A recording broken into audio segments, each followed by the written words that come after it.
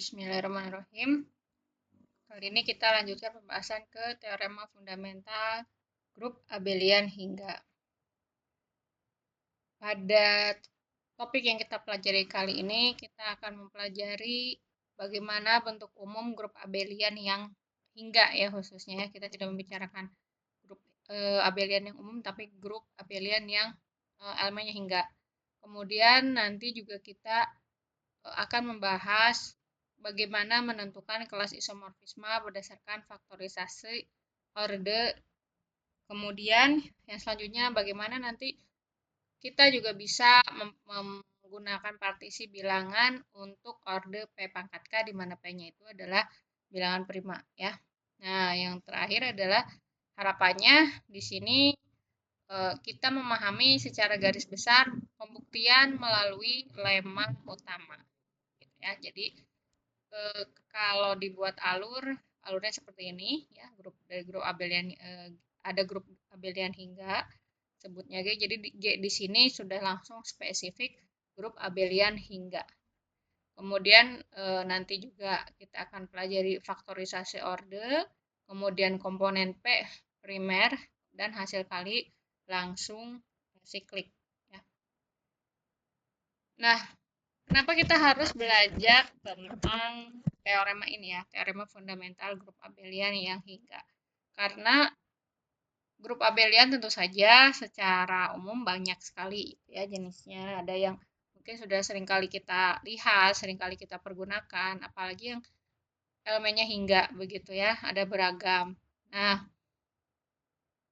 teorema fundamental ini itu memberikan cara standari atau standarisasi untuk bisa menuliskan semua grup abelian tersebut.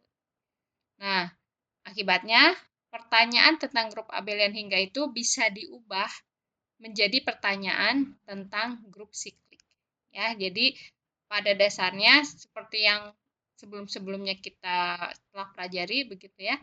Grup siklik ini memiliki suatu sifat yang bahkan beberapa sifat ya, banyak sifat yang khusus spesial sehingga banyak sekali pengembangannya gitu ya, penggunaannya di berbagai permasalahan aplikasi. Nah, di sini ternyata grup siklik itu juga memiliki kaitan dengan grup abelian hingga. Nah, ini ya kalau diilustrasikan sederhana seperti ini, G itu grup abelian hingga. Nah, di grup G abelian hingga ini bisa dipecah gitu ya, sederhananya menjadi komponen-komponen yang siklik. Ya, ada ZP pangkat alfa, ZQ pangkat B, ZR pangkat C. Gitu. Nah, analogi yang sederhananya itu adalah seperti setiap bilangan bulat positif bisa diuraikan ke faktor prima. Ya, jadi kalau kita punya kan 10 itu adalah 2 kali 5 gitu ya, bisa difaktorkan dengan bilangan-bilangan prima. Ya, nah, setiap grup abelian hingga itu bisa diuraikan ke faktor siklik tertentu. Ya. Nah, uniknya tentu saja sebagaimana keunikan yang dimiliki juga oleh bilangan prima begitu ya. Nah, ini juga tadi faktorisasi prima kan faktor-faktornya angka-angka prima begitu ya. Nah, ini juga nanti akan ada kaitan dengan angka prima juga. Teoremanya bunyinya seperti ini. Setiap grup abelian hingga adalah hasil kali langsung ya, hasil kali langsung atau direct product dari grup-grup siklik berorde pangkat prima. Nah, lebih jauh lagi, banyaknya suku banyaknya suku yang tadi ya, hasil kali langsung tadi gitu ya dari grup-grup siklik tersebut itu ditentukan secara tunggal oleh grupnya. Ya. Untuk dari teorema fundamental ini kita bisa mengartikan bahwa kalau G itu grup abelian hingga, maka G itu akan isomorfik dengan bentuk seperti ini. Ini kan hasil kali langsung lah ya, atau kita bisa sebutkan sebenarnya ini jumlahan langsung. Cuman kalau di bahasa Inggris direct sum product, hasil kali jumlah langsung. Ya, ini ada sedikit kurangnya hasil kali jumlah langsung atau jumlahan langsung supaya lebih simpel ya. Jadi jumlahan langsung dari ini apa namanya suku-suku di mana grup-grup siklik di sini adalah prima 1, prima 2 dan seterusnya. Gitu ya. Nah, PI di sini, PI P1, P2 sampai K itu adalah bilangan prima dan nggak harus beda, boleh sama. Artinya misalkan suatu G itu isomorfik dengan Z2, O plus Z2, O plus Z2 itu boleh. Gitu ya, karena ini berbeda dengan kalau faktorisasi prima di bilangan ya. Kalau di bilangan kan kalau kita punya, kalau misalkan angka berapa? 4 kali 5 gitu ya misalkan ya. 20 itu adalah 4 kali 5. Itu adalah 2 kali 2 dikalikan 5 begitu ya. Nah, duanya itu kan kadang-kadang tidak tulis 2 kali 2 tapi 2 pangkat 2 ditulis per pangkatannya. Nah, tapi di sini walaupun sama ini tidak masalah karena berbeda. Ini jadinya tuple gitu ya, atau apa namanya hasil pasangan terurut saja gitu. Artinya walaupun sama dipasang-pasangkan jadi sesuatu yang berbeda. Nah, NI-nya adalah bilangan bulat positif ya, bilangan bulat positif yang NI-nya. Kemudian daftar faktor siklik itu menentukan kelas isomorfisme dari G. Oke, nanti kita lihat seperti apa. Jadi yang berperan di sini adalah ada angka prima PI ya, itu yang berperan. Kemudian ada NI yang jadi pangkat dari PI. Kemudian ada faktor sikliknya. Faktor siklik ini secara keseluruhan segini ya. Satu faktor siklik 1, 2 dan seterusnya. Itu adalah ZPI NI. Gitu ya. Jadi masing-masing faktor sikliknya itu satu paket dengan indeks dan juga pangkat dari indeks tersebut. Nah, dari sini ada makna penting yang bisa kita ambil yaitu dua grup abelian yang hingga itu akan isomorfik jika dan hanya jika susunan faktor sikliknya, nih susunan ininya, itu susunan faktor siklik prima, yang pangkat primanya ya, itu sama setelah diurutkan ulang. Gitu ya. Jadi, kalau diurutkan ulang, dia akan sama. Jadi, dua grup abelian hingga yang dia akan isomorfik jika dan hanya jika susunannya ini kalau diurutkan lagi, itu sama. Nah, kemudian kelas, di sini kita akan bahas tentang kelas isomorfisme untuk orde P pangkat K. Misalkan orde dari grup abelian hingga G itu adalah P pangkat K, ya, prima dengan dipangkatkan suatu K, maka kelas isomorfisme grup abelian berorde P pangkat K ditentukan oleh partisi dari K, di mana K-nya itu adalah seperti ini ya. K-nya itu misalkan sama dengan N1 tambah N2 ditambah dan seterusnya sampai NT. T-nya itu suatu nilai tertentu ya. Jika ini maka G-nya nanti jadi GPN1 nih ya. N1, N2 sampai NT. Di mana P-nya itu sama dengan yang ada di sini. Gitu ya. Nanti kita lihat supaya jelasnya. Nah, jadi orde P-nya, orde dari G misalkan K-nya adalah 1, maka partisi K-nya kan 1 ya. K-nya itu adalah 1, maka cuman kemungkinannya hanya ZP ya, karena cuma 1. Kemudian kalau P-nya pangkat 2, maka partisi K-nya itu ada 2. 2-nya itu adalah bisa 2 langsung seperti ini, jadi ZP kuadrat, atau dipecah jadi 1 tambah 1. Kalau 1 tambah 1, jadi ZP O plus ZP. Gitu ya, kemungkinan si G yang isomorfik dengan G-nya. Kemudian untuk yang P pangkat 3, itu adalah bisa 3, bisa 2 tambah 1, bisa 1 tambah 1 tambah 1. Dan ini disesuaikan dengan bentuk partisi ininya. Gitu ya. Nah, kalau 4 itu ya ini aja, 4, 3, 1, 2, 2, 2, 1, 1, 1, 1, 1, dan seterusnya. Jadi kita harus bisa melist kemungkinan-kemungkinan dari partisi-partisi si K-nya. Nah, ini akan mempengaruhi apa namanya si grup sikliknya gitu ya. ZP pangkat 4 kalau ini, kalau 31 berarti 3, 1, 2, 2, 2, 1, 1, dan seterusnya. Nah, setiap partisi itu menghasilkan satu kelas isomorfisme. Partisi berbeda, dia akan menghasilkan grup yang tidak isomorfik. Jadi ini kita baru bisa memperoleh listnya gitu ya, list kemungkinan yang akan isomorfik dengan G. Nanti kita harus cek kira-kira yang mana yang memang dia akan isomorfik. Begitu. Nah, catatan di sini adalah misalkan Z4 O plus Z4 contohnya ya. Itu tidak isomorfik dengan Z4 O plus Z2 O plus Z2. Walaupun misalkan dari segi ini nih ya, dari sini 8 lah misalkan ya, 8 itu kan 4 tambah 4, ada kemudian 7 tambah 1 dan seterusnya. Nah, di sini kalau saya ambil 2 saja jenis partisinya, jadi 4 tambah 4 dan 4 tambah 2 tambah 2, maka Z4O plus Z4 itu tidak isomorfik dengan Z4O plus Z2O plus Z2 karena partisi komponen primanya itu berbeda. Gitu ya. Jadi tidak mesti selamanya dia akan isomorfik. Nah, di sini juga ada sifat kanselasi gitu ya, kanselasi atau sifat pembatalan untuk hasil kali jumlahan langsung lah gitu ya. Kalau di Indonesia kan agak ribet. Tapi ini saya sederhanakan. Jadi apa namanya? Ini namanya jumlahan langsung aja ya kita sebutnya. Jika hingga ya A-nya hingga, maka AO plus B itu akan isomorfik dengan AO plus C jika dan hanya jika B-nya isomorfik dengan C. Gitu ya. Yang penting A-nya hingga B sama C-nya itu terserah. Nah, dia akan sama dengan isomorfik dengan ini jika dan hanya jika B-nya isomorfik dengan C. Nanti nih silahkan dicoba untuk dibuktikan ya. Nah, sifat ini membantu membandingkan dua hasil kali langsung. Bagian sama itu bisa seolah-olah dalam tanda kutip ya dicoret jika faktor tersebut hingga. Jadi walaupun konsep atau penggunaan lah ya penggunaan secara tulisan pencoretan itu tidak berlaku atau tidak diperbolehkan gitu, tapi secara apa ya logika berpikir gitu atau kita secara intuitif lah kita boleh saja seolah-olah ini seperti yang dicoret atau dihilangkan karena masing-masing ruas ada gitu ya yang sama gitu. Nah, jadi silakan kalian coba buktikan sifat pembatalannya. Nah, sekarang kita bahas tentang faktorisasi order. Ini misalkan ordernya itu adalah 1176. 1176 itu faktor-faktor primanya adalah 237 di mana 2-nya dipangkatkan 3 dan 7-nya dipangkatkan 2. Jadi dapatlah hasil ini.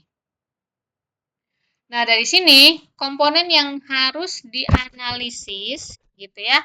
Jadi yang 1176 itu adalah order dari grup abeliannya ya, dari grup abeliannya. Jadi kita faktorkan, udah dapat nih faktor primanya adalah 237. Nanti yang harus kita analisa adalah komponen G2, G3 dan G7.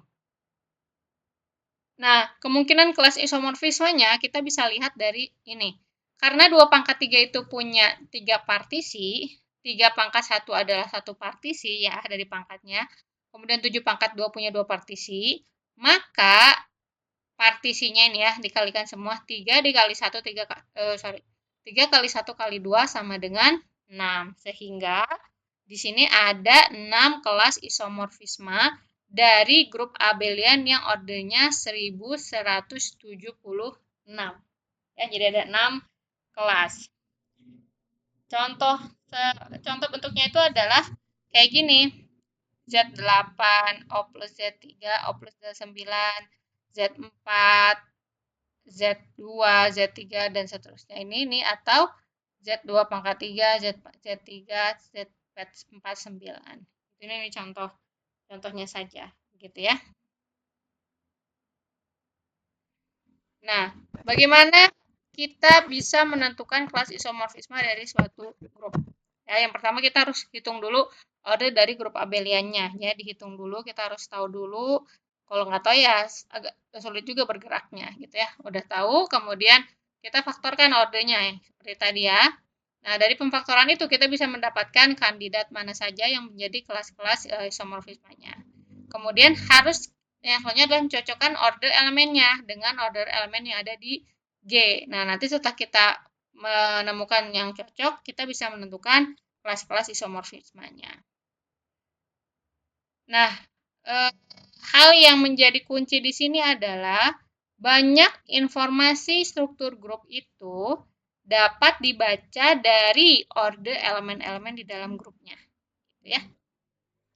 Oke, kita sekarang masuk ke contoh dulu ya, bagaimana menentukan grup dari order elemen. Misalkan G itu seperti tadi ya, kita asumsikan grup abelian yang hingga di sini contohnya berorder 16. Nah, kalau 16 kan berarti kalau kita faktorkan ya, ini faktorkan secara turun aja, ini adalah 1, 2, 4. Ya, order elemennya, order elemennya itu adalah hanya 1, 2, dan kandidat grup abelian berorder 16 itu adalah ini, bisa 2 kali 8, bisa 4 kali 4, gitu ya, 4, 2, 2, 2, 2, 2, 2, gitu, 2 kali 2 kali 2, dan seterusnya.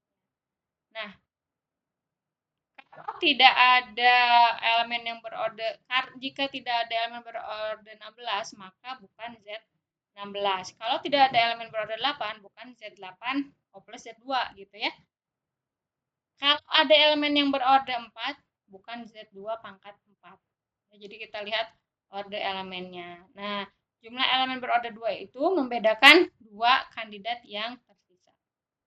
Nah, di sini kesimpulannya adalah apabila pola order elemennya itu cocok dengan Z4 O plus Z4, maka G-nya itu akan isomorfik dengan Z4 O plus Z4. Ya. Di sini kalian bisa coba melihat begitu ya struktur grupnya, bahwa mereka mempunyai struktur yang sama. Contoh yang kedua, kandidat utama untuk grup abelian berorder 24 itu adalah 2 pangkat 3 kali 3 kan ya. Jadi faktor-faktor primanya adalah 2 pangkat 3 dikali 3.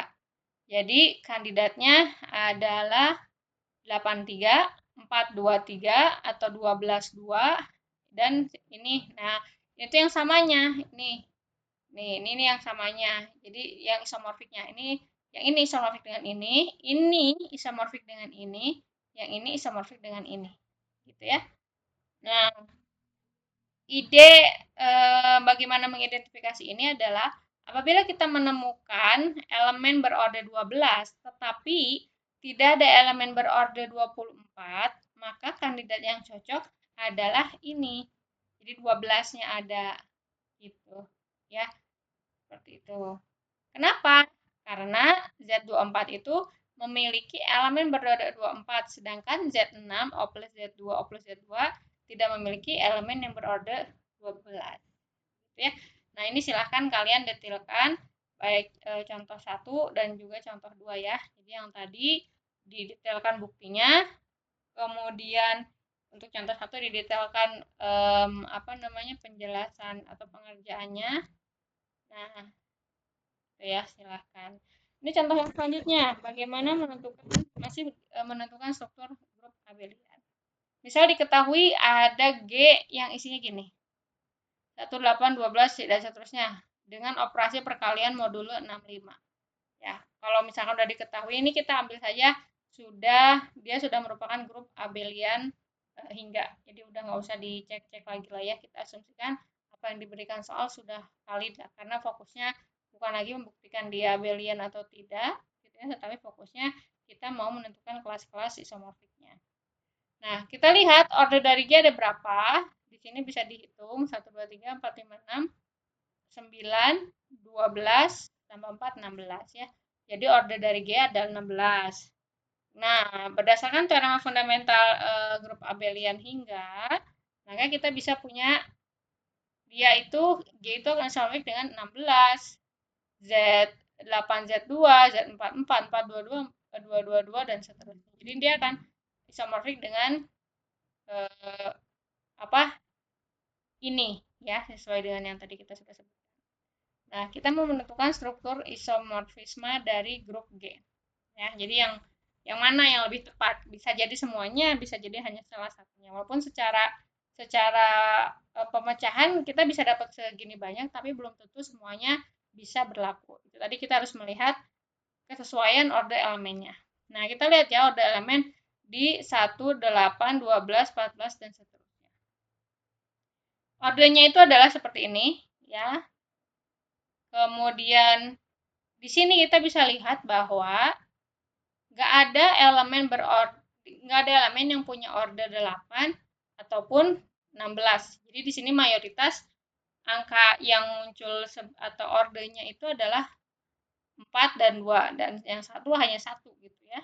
Nah, oleh karena itu yang harus kita sudah coret adalah G itu tidak akan isomorfik dengan Z16 karena tadi nggak ada elemen yang berorder 16 dan juga 8. Ini juga 8 kan ada 8-nya ya. berarti enggak juga isomorfik. Jadi yang dua ini bisa kita coret. Nah, semua elemen non-identitas itu selalu berorder 2 dan 4 di sini ya untuk kasus ini. Nah, sehingga kita udah bisa coret dari kandidat yang tadi banyak, tinggal sisa ini, tiga kelas ini. Nah, mana yang sesuai? Kita lihat bahwa jika G itu isomorfik Z2 pangkat 4, maka semua elemen non-identitasnya itu berorder 2. Ya. Nah, karena pada tabel yang tadi itu kebanyakan elemennya itu berorder 4, maka sudah pasti dia tidak akan isomorfik dengan Z2 pangkat 4 ya, karena ini kan ordernya 2 gitu. Nah, sekarang udah kita coret satu lagi. Jadi kita tinggal punya dua kemungkinan, Z4O plus Z4 atau Z4O plus Z22. Pada saat kita sudah menemukan dua kemungkinan, jangan langsung memberikan kesimpulan karena belum tentu kelasnya hanya tinggal dua itu saja. Bisa jadi yang salah satu perlu kita cek kembali, gitu ya. Nah, di sini ada fakta pentingnya bahwa grup Z4, Z2, O plus Z2 itu dia punya subgrup Z2O plus Z2, O plus Z2. Tapi Z4O plus Z4 nggak punya subgrup yang kayak gitu. Nah, dari data elemen-elemen grup G yang tadi, kita peroleh bahwa G tidak memiliki cukup elemen berorder 2. Oleh karena itu, kesimpulannya yang isomorfik dengan G itu ternyata hanya Z4O plus Z4. Nah, ini contoh yang selanjutnya. Ini lebih panjang dibandingkan yang sebelumnya, elemen-elemennya ya. Di sini order dari elemennya, order dari grupnya itu adalah 24, sedangkan 24 itu adalah 2 pangkat 3 kali 3. Jadi kemungkinan struktur grupnya adalah Z8, 8 kali 3, 4, 2, 3, 2, 2, 2, 3, dan seterusnya. Gitu. Nah, di sini juga sama, kita mau menentukan struktur isomorfisme grup G. Nah, kita lihat elemen 8 yang ada di G. Hitung pangkat-pangkatnya dengan modulo 135. Jadi 8 kuadrat, jadi dikuadratin itu modulo 135 berapa gitu ya. Kemudian dipangkatkan 4, modulo 135 berapa? 2, 4, 6, dan 12 itu pangkatnya berapa. Nah, tapi 8 pangkat 12 itu adalah kongruen 1 modulo 135. Tapi untuk 8 pangkat K dia tidak sama dengan 1 untuk K-nya yang lebih kecil dari 12. Ya, nanti ini silakan kalian cek secara manual aja, dicoba-coba K-nya berapa, betul enggak nih dia tidak sama dengan 1. Ya. Nah, jadi karena dia tidak sama dengan 1, kita bisa simpulkan bahwa order dari 8 itu sama dengan 12. Nah, yang kedua, langkah kedua itu adalah kita eliminasi kandidat. Nah, kita perhatikan struktur ini, ya Z2, O plus Z2, dan seterusnya. Dia punya semua elemen berorder maksimumnya itu adalah 6. Tapi kita menemukan, tapi tadi kita nggak lihat ada elemen yang berorder 12. Makanya, di sini kita juga bisa langsung coret bahwa G itu tidak isomorfik dengan Z2, O plus Z2, dan seterusnya. Nah, yang sekarang tersisa tinggal Z8, O plus Z8, atau Z4, O plus Z2, O plus Z3. Nah, perhatikan elemen 109. Kita dengan melakukan perhitungan biasa, 109 kuadrat itu ekivalen dengan 1 atau kongruen dengan 1 modulo 135. Maka, order dari 109 itu sama dengan 2. Gitu ya. Nah, di sini kita pada grup Z8 plus O plus Z3, jumlah elemen berorder 2 itu sangat terbatas. Ya. Nah, sedangkan keberadaan elemen-elemen pada G itu lebih cocok dengan struktur Z4, O plus Z2, O plus Z3. Sehingga kesimpulannya itu adalah G-nya itu isomorfik dengan Z12, O plus Z2. Karena Z4, O plus Z2, O plus Z3 itu isomorfik dengan Z12, O plus Z2. Ini menggunakan dalil sisa Cina atau teorema sisa Cina atau Chinese remainder teorem. Silahkan kalian buka kembali kalau sudah lupa lagi nih, pernah dipelajari kalau saya tidak salah di matematika diskrit ya. Nah, visualisasi dari struktur grupnya itu adalah seperti ini. Z12 O plus Z2 nanti menghasilkanlah grup abelian order 24. Dan dia kalau kita tuliskan secara formalnya, dia G itu adalah isomorfik dengan Z12 O plus Z2. Akibat dari teorema yang tadi, jika M membagi order suatu grup abelian hingga G, maka G mempunyai subgrup berorder M. Nah, sifat ini atau akibat ini yang perlu kita ingat-ingat supaya mempermudah proses perhitungan yang kita lakukan. Nah, ini adalah kebalikan dari teorema Lagrange ya, tetapi khusus untuk grup abelian hingga. Nah, untuk grup umum, kebalikan dari Lagrange tidak selalu benar. Untuk membuktikan ini, gunakan dekomposisi G menjadi hasil kali langsung faktor-faktor siklik. Kemudian pada faktor-faktor siklik tersebut, subgrup dengan order pembagi dapat dipilih dan kemudian itu nanti digabungkan. Nah, contohnya itu adalah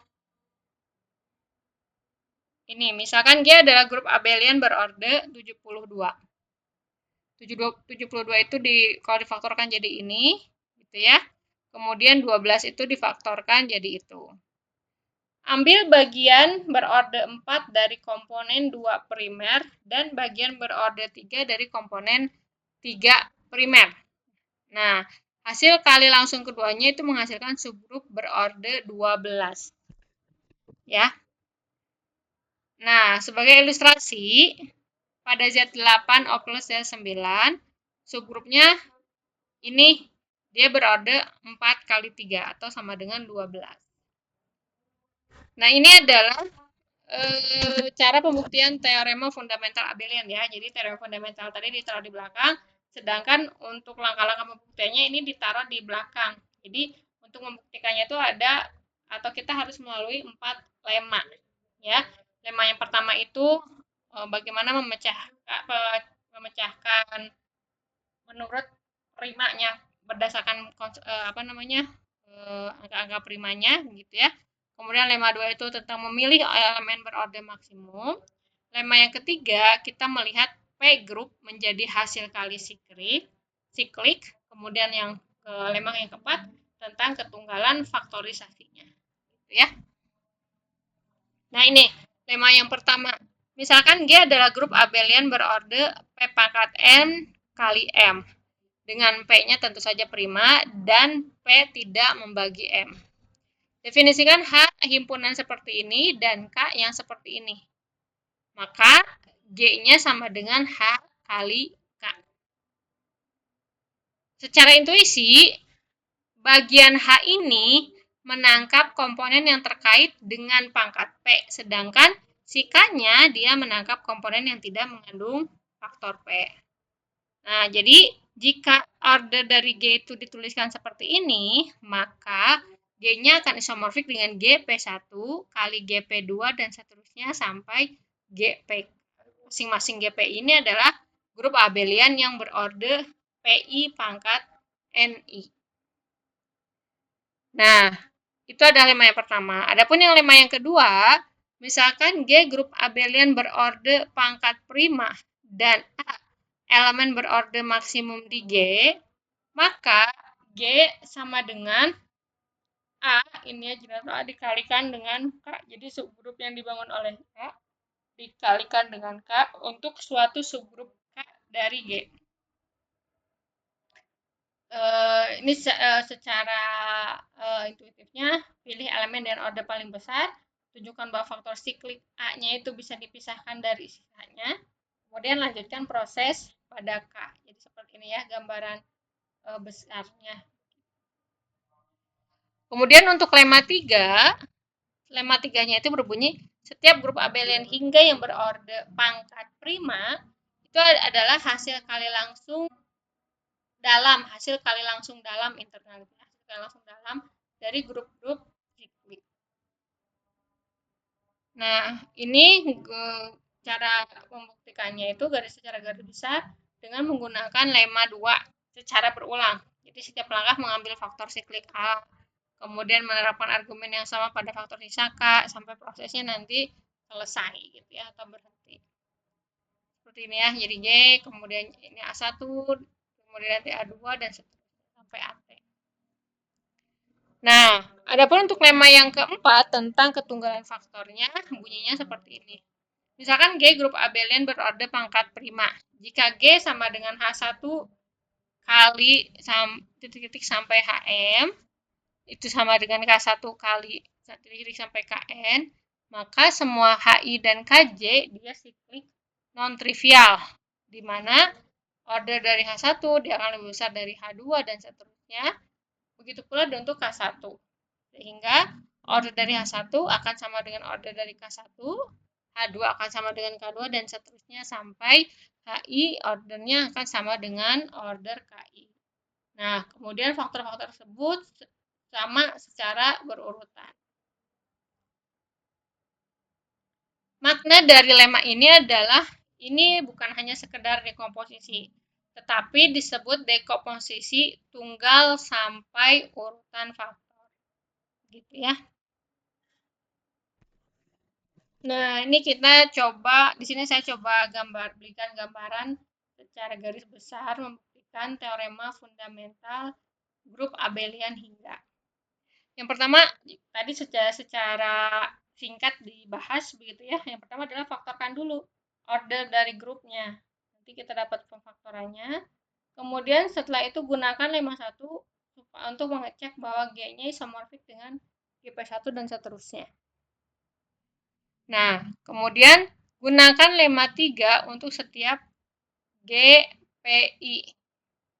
Dan selanjutnya gunakan lemma 4 untuk menjamin ketunggalan faktor.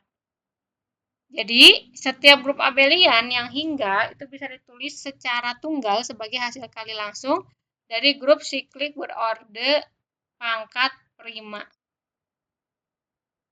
Gitu ya. Nah, kemudian kita di sini masuk ke grup abelian hingga dan grup non-abelian. Kalau grup abelian hingga, kelas isomorfismenya bisa diklasifikasi.